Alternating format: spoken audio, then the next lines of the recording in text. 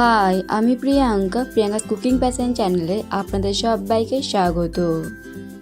আজকে আমি আপনাদের সাথে দারুণ একটা মিল্কশেক রেসিপি শেয়ার করব। আজকে আমি আপনাদেরকে বানিয়ে দেখাবো বানানা মিল্কশেক। এটা শরীরের পক্ষে যেমন উপকারী, খেতেও তেমন দুর্দান্ত হয়।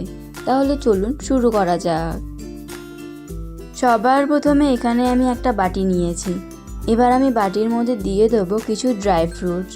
প্রথমে আমি দিয়ে দিলাম কাজু, তারপর দিয়ে দিচ্ছি কিশমিশ, আর দিয়ে দিচ্ছি বাদাম।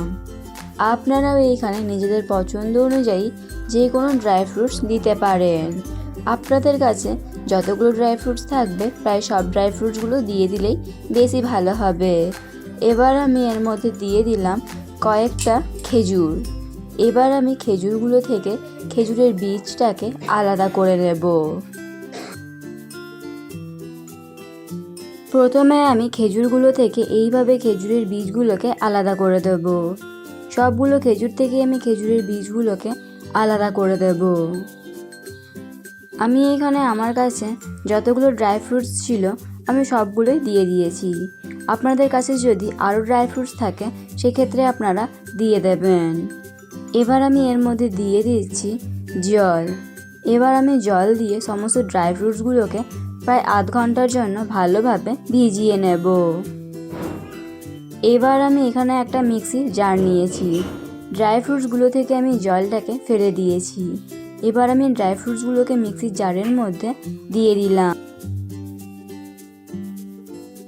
এবার আমি এর মধ্যে দিয়ে দিচ্ছি একটা কলা।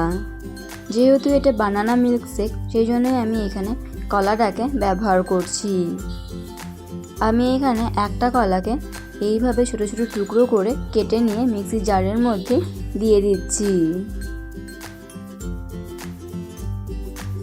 আপনি যদি আমার চ্যানেলে নতুন হয়ে থাকেন তাহলে ভিডিওটি দেখতে দেখতে চ্যানেলটিকে সাবস্ক্রাইব করুন এবং পাশে থাকা বেল আইকনটি অন করে দিন আরও নতুন নতুন ভিডিওর আপডেট পাবার জন্য। সমস্ত কলাটাকে আমি এইভাবে ছোট ছোট টুকরো করে কেটে নিয়ে মিক্সির জারের মধ্যে দিয়ে দিলাম। এবার আমি সব কিছুকে একসাথে ভালোভাবে প্রথমে পেস্ট করে নেব।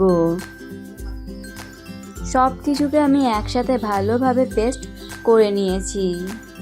এভাবেই কিন্তু মসৃণ করে পেস্টটাকে তৈরি করে নিতে হবে। আর একটু দানা দানা থাকলেও কোনো অসুবিধা নেই, এক দুটো মুখে পড়লে বেশ ভালোই লাগবে। এবার আমি এর মধ্যে দিয়ে দেব হাফ গ্লাস মতো দুধ। আমি কিন্তু এখানে প্রথমে খুব বেশি দুধ ব্যবহার করব না, কারণ আমি এখানে মিক্সির জারটাকে ছোট নিয়েছি, তাই খুব বেশি দুধ দিয়ে দিলে সব কিছুকে একসাথে ব্লেন্ড করতে অসুবিধা হবে। আবারও আমি সব কিছুকে ভালোভাবে ব্লেন্ড করে নেব। সব কিছুকে আমি একসাথে ভালোভাবে ব্লেন্ড করে নিয়েছি। দেখুন পেস্টটা কত সুন্দর ঘনভাবে তৈরি হয়ে গেছে। আমি এইখানে পেস্টটাকে কিন্তু এরকমই ঘন করেই রাখবো। আপনারা চাইলে আরও একটু দুধ দিয়ে এটাকে একটু পাতলা করে তৈরি করে নিতে পারেন। তবে আমি এই বানানা মিল্কশেকটাকে একটু ঘন করে তৈরি করে নিয়েছি।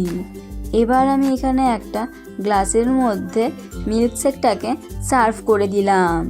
এবার আমি ওপর থেকে দিয়ে দিচ্ছি সামান্য কয়েকটা কিশমিশ।